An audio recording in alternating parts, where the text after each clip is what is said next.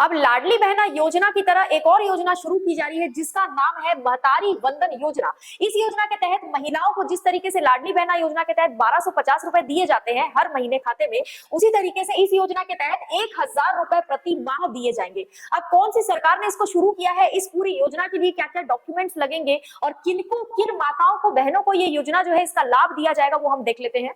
महिलाओं को हर महीने 1000 रुपए यानी कुल 12,000 रुपए की वार्षिक वित्तीय सहायता अब दी जाएगी और ये जो पैसा है बिल्कुल लाडली बहना योजना की तरह आपके बैंक खाते में ट्रांसफर कर दिया जाएगा, यानी महिलाओं के बैंक खाते में ट्रांसफर कर दिया जाएगा।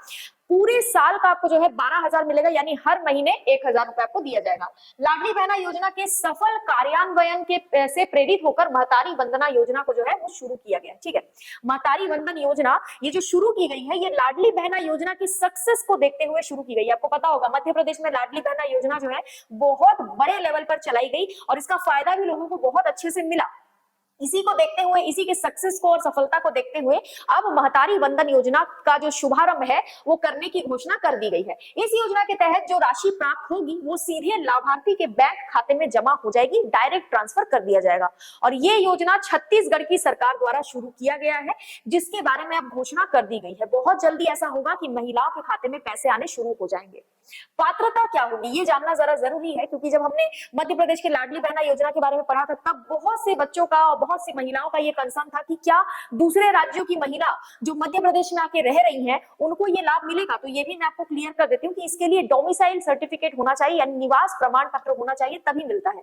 तो इसमें देख लेते हैं पात्रता क्या क्या है। छत्तीसगढ़ का निवासी होना चाहिए। अगर आप छत्तीसगढ़ में बहुत समय से रह रहे हैं, कोई महिला ऐसी है जो रह रही है लेकिन उनके पास निवास प्रमाण पत्र नहीं है, तो फिर आप योजना का लाभ नहीं ले सकते हैं। ठीक है, लाभार्थी के परिवार की वार्षिक आय जो होगी वो 2.5 लाख रुपए से कम होनी चाहिए, यानी कि ऐसा नहीं है कि जितना भी आप कमा रहे हो आपको योजना का लाभ मिलेगा। इसमें थोड़ा सा चेंज किया गया है, महतारी वंदन योजना में थोड़ा सा चेंज है कि वार्षिक आय जो है वो 2.5 लाख रुपए से कम होगी तो ही जो है ये योजना का लाभ आप ले सकते हैं।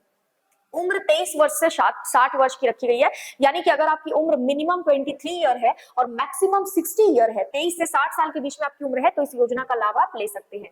विधवा, अनाथ और परित्यक्त महिलाएं भी इस योजना से लाभान्वित हो सकती हैं, कोई दिक्कत नहीं है।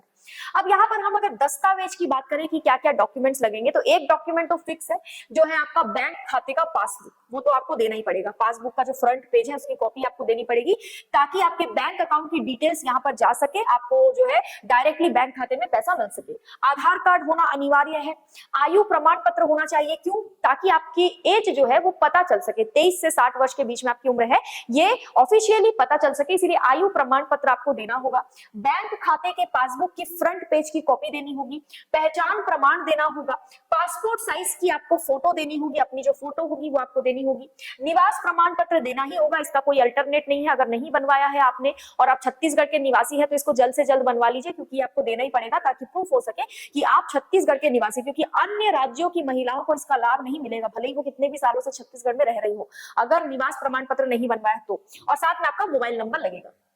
तो ध्यान रखिए, जिस तरीके से मध्य प्रदेश में लाडली बहना योजना बहुत बड़े लेवल पर सफल हुई, आज भी चल रही है। बहुत लोगों को लग रहा था कि बंद कर दिया जाएगा, तो ऐसा हुआ नहीं, अभी भी चल रहा है। 10 तारीख को जो है पैसा हर महीने दिया जा रहा है, अभी 10 तारीख को भी पैसा आया था जनवरी में।